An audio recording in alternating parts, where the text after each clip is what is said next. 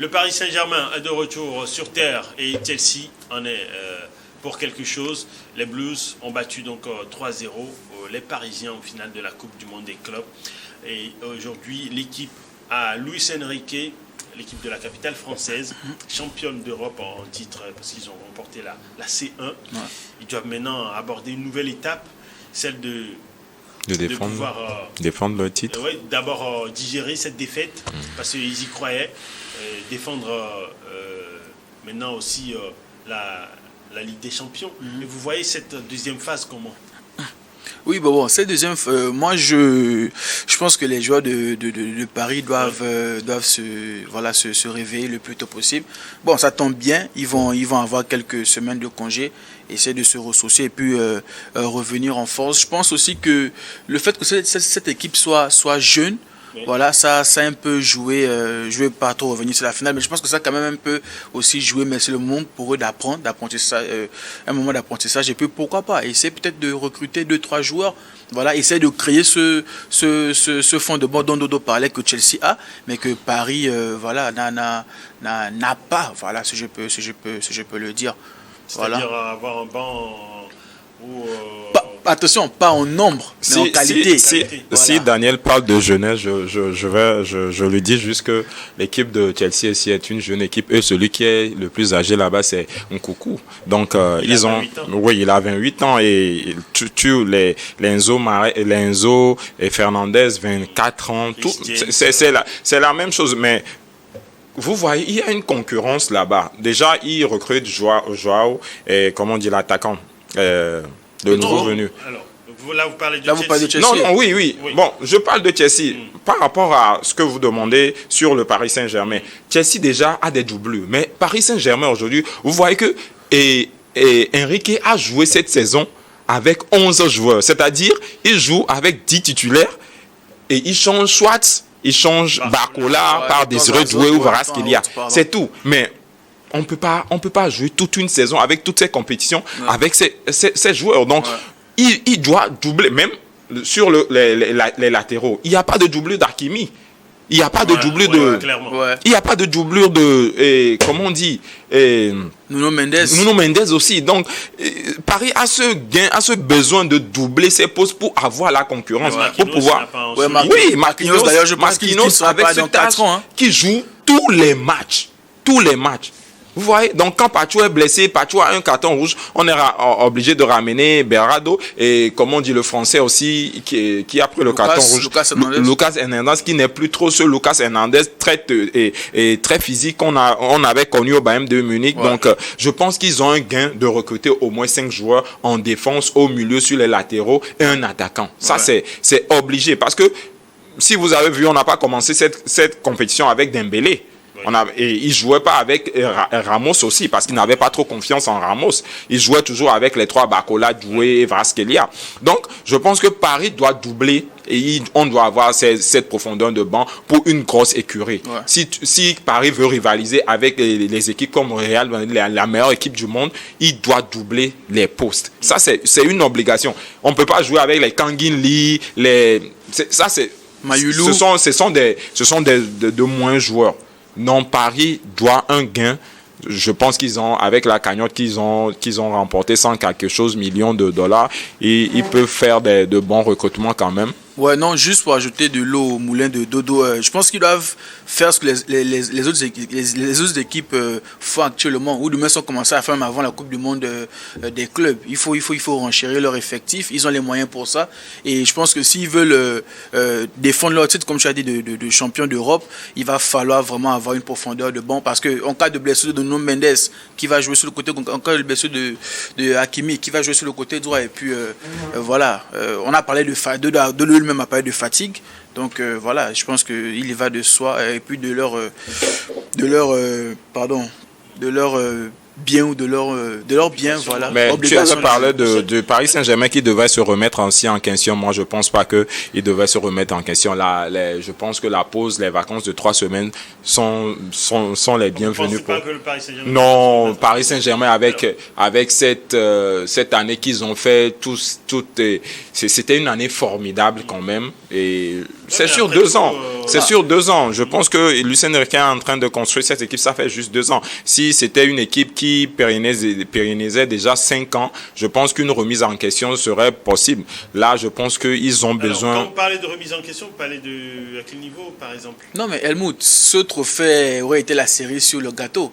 Moi, je pense qu'avec ce trophée, le Paris Saint-Germain serait rentré dans le panthéon des meilleurs clubs du monde. Voilà. Mais voilà, ils n'ont pas gagné ce trophée, donc il y a de quoi se remettre en question. Il ne faudrait pas se voiler la face. Ils vont pas me dire que oui, on peut prendre. Donc ils ont manqué l'opportunité d'atteindre d'être un club légendaire. Non, la C1, non, cette coupe quand même ne dépasse pas la C1. Hein. Cette coupe quand même ne dépasse pas la C1. Non, mais Helmut, non, attention, ce format, ce nouveau format ne dépasse pas la C1. Parce que déjà, il y a beaucoup de clubs qui banalisent cette compétition parce que vu que ça vient vers la fin du championnat. Si vous posez la question par exemple à Enzo Maresca, il ne vous dirait pas ça parce que juste après, bon, c'est normal, il a remporté le trophée, il dit...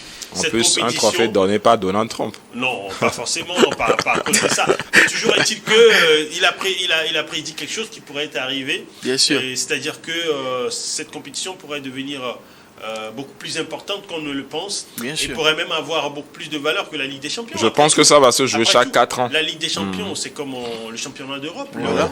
Et puis, cette Coupe du Monde des clubs, c'est comme la Coupe du Monde des nations. Et si ça a la même ampleur que les compétitions de nations, on peut lui donner raison. Hein, voilà. Mais bon, pour cette première... Non, mais il y a de quoi... Moi, je reviens là-dessus. Il y a de quoi se remettre en cause parce que Paris aurait gagné ce trophée Helmut. Voilà, on en parlerait dans 20-30 ans comme le Barça de Pep de 2012, le City de Pep encore de 2023. Mais voilà... Je pense quand même que ça vient un peu comme une petite tâche, voilà, sur cette belle saison. Mais selon vous, il n'y a pas de quoi... Non, Marquinhos l'a dit hier que cette défaite doit leur permettre de plus travailler. Parce que déjà, Paris Saint-Germain s'est vu... Bon, je ne peux pas dire qu'ils se sont vus trop beaux quand même. Ils ont battu tous les orques comment on dit, du monde entier. Et sauf Chelsea. Pardon? Enfin, sauf Chelsea. Sauf Chelsea et Barça. Même battu comment encore? Et le Barcelone quand même, le nouveau Barcelone dans Ziflik. Donc, je pense que ça leur permet de plus travailler sur leurs faiblesses, comme il a dit, et d'être vraiment au top. Donc, selon moi, ce n'est pas une... question. Non, ce n'est pas une remise en question pour moi. Mais corriger. Voilà, ce mot, j'aime. Mais une remise en question. Pour pouvoir connaître les lacunes, il faut se remettre en question. Je donne la coupe à Daniel. Il a remporté la coupe de la remise en question. 1-0. Alors, on aborde maintenant, on va quitter Paris Saint-Germain, on aborde cette équipe de Chelsea qui a surpris plus d'un en remportant ce trophée. On ne les voyait même pas en finale. Et même à la finale, on ne les voyait pas remporter ce trophée. Enzo Maresca l'a fait.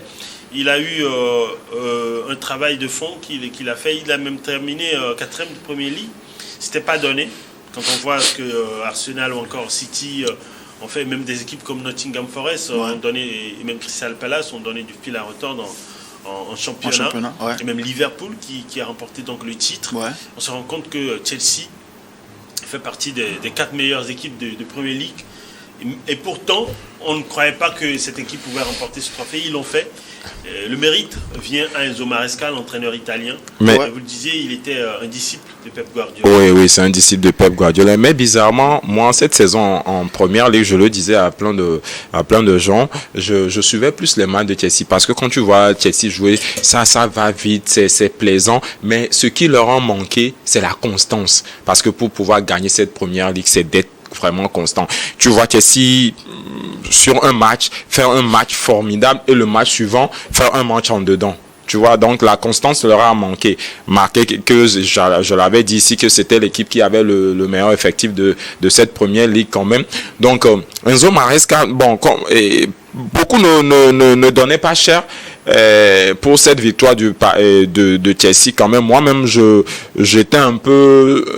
doutais un peu sur cette victoire de Chelsea, mais il a su en off, comme l'a dit un de ses joueurs, beaucoup ne nous donnent pas.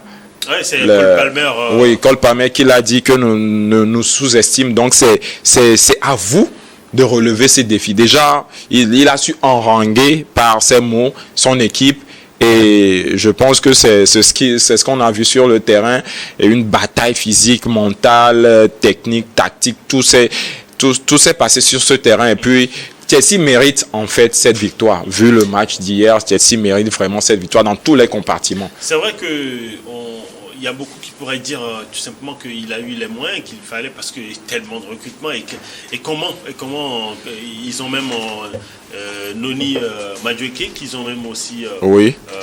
ils ont vendu, libéré. Ils ont laissé pour Arsenal. Ils étaient obligés parce que c'était plein à craquer. Oui, c'était plein. Ils ont même 5 gardiens. Ils ont 4 ou je sais pas. Bon, après, voilà. En tout cas, déjà, quand tu es en attaque Delap, tu es en attaque Nicolas Jackson, tu es en attaque Nkoukou, tu es en attaque Joao Pedro. C'est incroyable. C'est incroyable. Et donc, beaucoup pourraient dire justement qu'il a les ingrédients qu'il fallait. Mais beaucoup aussi avaient ces joueurs. Ouais. Qu'on avait payé à coups de millions, même Romelu Lukaku qui était revenu. Oui. Pourtant, ils n'ont pas réussi. Helmut, c'est bien que tu aies parlé du fait que voilà, il a eu les moyens, il aurait eu assez de moyens. Je pense que Maresca vient aujourd'hui confirmer la thèse selon laquelle l'élite a des exigences. Maresca est là, ça fait une année, c'est-à-dire une année de saison, saison, et ça fait quoi? Ça fait trois trophées, dont 2 trophées majeurs. Voilà. Je vais juste ouvrir une parenthèse. On va prendre le code United qui dépense, mais on va nous dire qu'il faut laisser du temps à leur entraîneur, le nom m'échappe. Non, United fait de faux recrutements. Là, je t'arrête. United fait de faux recrutements. Bref, ce que j'essaie de dire, c'est que voici ce qu'il a pu produire en 1 an. Il a su imposer sa manière de jouer aux joueurs. Encore que, Maresca, c'est ce genre de tacticien qui souvent joue comment dirais-je, son jeu souvent reflète le jeu de son adversaire, c'est-à-dire il observe comment son adversaire joue, et parce que Chelsea n'a pas produit ce genre de jeu contre Fluminense ou contre mais il savait que c'était Paris à pouvoir s'adapter, voilà, exactement, voilà, donc je pense que donnons à Maresca toutes ses fleurs, et puis retenons aussi que lorsque tu es coach, parce qu'aujourd'hui Chelsea fait partie des clubs de l'élite, quand je parle de l'histoire de football, donc mais ils ont 2 Champions League, voilà. Donc c'est ce qu'on disait en fait, beaucoup ont sous-estimé en fait l'histoire aussi de ce club.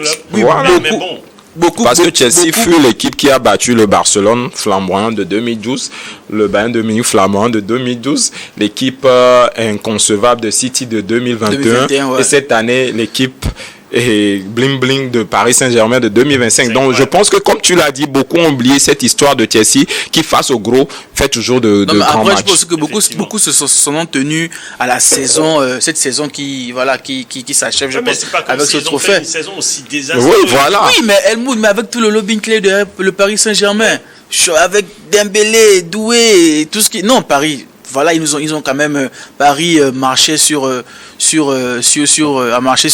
l'océan, sur l'eau, voilà, cette saison. Mais je pense qu'il faut donner à Maresca ses fleurs. Et puis, c'est aussi là de rappeler aux entraîneurs que lorsque un club de l'élite te signe, ne nous dis pas que tu as besoin de 2-3 ans pour installer ton jeu, puisque Maresca, en 1 année, voilà ce qu'il a pu produire. Avec les moyens qu'on lui a donnés, il ne pouvait pas dire que de lui donner 2 ans ou 3 ans. On lui a donné trop de moyens qu'on n'a pas donné aux autres équipes quand même. Mais United a quand même aussi des moyens, Helmut. Mais comme je te le dis, payer des joueurs à 85 millions, c'est pas faire un bon recrutement. Tu peux payer un joueur à 85 millions qui n'a pas la valeur de ce club. Tu vois, qui n'a pas la capacité de jouer pour ce club. C'est ce que moi je décris sur, on change un peu de sujet quand même sur cette histoire de United, parce que United ne fait plus peur, tu vois un peu. Mais quand tu vois les recrutements que fait Chelsea, les Joao Pedro, les Nicolas Jackson, ce sont des recrutements très très très intelligents, tu vois un peu. Donc ça joue aussi, ça joue. Et l'entraîneur qui vient quand tu viens en plus Chelsea, comme tu l'as dit déjà, c'est une grande équipe, autant de Didier Drogba, une équipe qui a une grande équipe. Je refuse pas. Chelsea fut toujours une grande équipe, autant de José Mourinho et tout. Ouais. Donc, je pense que quel que soit l'entraîneur qui vient là-bas, un gain de résultat est impératif. Et il n'y a pas le temps, tu vois. Et maintenant, la prochaine étape pour Maresca, c'est quoi? Parce qu'il a accordé, c'est incroyablement... c'est incroyable la manière dont il a accordé de l'importance à cette conférence. Et il a réussi, on savait au début, c'était la compétition. Il n'y avait que Chelsea, et puis après, vous avez Betis, Bilbao, encore il y avait quoi? voilà. Il y avait quoi? L'AS Roma aussi, non? Non, l'AS Roma. Quel AS Roma? La Fiorentina plutôt, je pense. L'AS Roma. Fiorentina, mais Fiorentina qui a fait une très non, Daniel, s'il te plaît. Non, Daniel, s'il te plaît. La Fiorentina a occupé quel rang? A occupé quel rang dans le championnat italien? Tu as vu leur jeu? Dis-moi, la Fiorentina a occupé quel rang? La Fiorentina n'est même pas dans les 5 de la championnat italien. Ne cesse de diffuser les matchs de la Fiorentina, c'est même pas une équipe. Daniel, tu exagères. Attends, tu exagères. Tu peux pas comparer ces deux écuries. J'en viens à ma question. Quelle est la prochaine étape maintenant pour Maresca?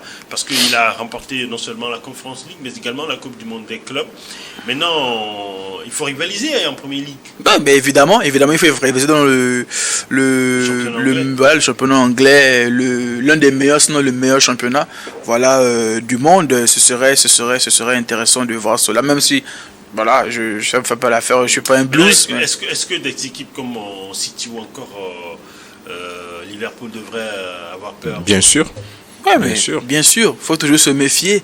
Voilà, faut toujours se méfier et voilà, on est impatient. Pourquoi ils devraient avoir peur de Chelsea? Parce que simplement ils ont remporté cette coupe, ou encore parce que Maresca est en train d'envoyer une équipe incroyable. Comme Arnaud Slot l'a fait à Liverpool. Arnaud Slot est arrivé, je pense, sa première saison. Mais regardez ce qu'il a fait avec cette équipe de Liverpool. Donc, je pense que c'est la même chose que Maresca est en train de faire. Donc, et actuellement, la prochaine étape pour Maresca, c'est de briguer la première place de Première Ligue. Ouais. Vu les moyens qu'on lui a accordés, c'est obligatoire de briguer la première place, ne serait-ce que la deuxième place quand même. Et être dans les 4 premiers et toujours toujours jouer la C1, ça c'est très important, parce que si on te donne les moyens ainsi et tu vas toujours jouer en Conference League, c'est impossible. On sera obligé de le licencier. Donc je pense que la prochaine étape automatiquement c'est de briguer la première place de Première Ligue et de faire bonne impression en C1. Ça, c'est très important. Oui, au moins atteindre les demi-finales et, si possible, atteindre la finale encore et rencontrer le Barça de Yamal pour pouvoir en décrypter. Si Barcelone arrive à atteindre la finale et ne rencontre plus l'Inter Milan. Je m'abstiens de tout commentaire.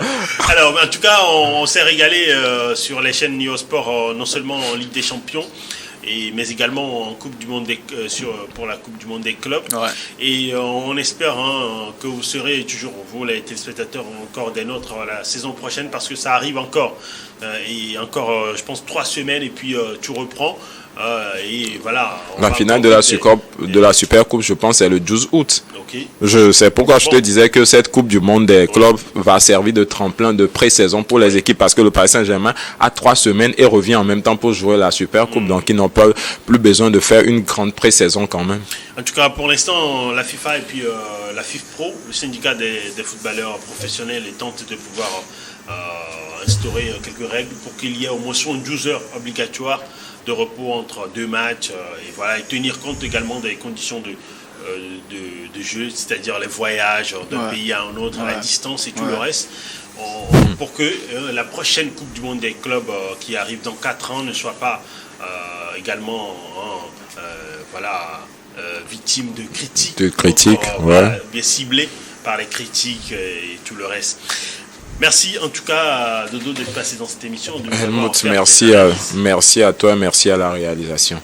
Merci Daniel. Merci Helmut pour l'invitation et voilà, ce fut un plaisir.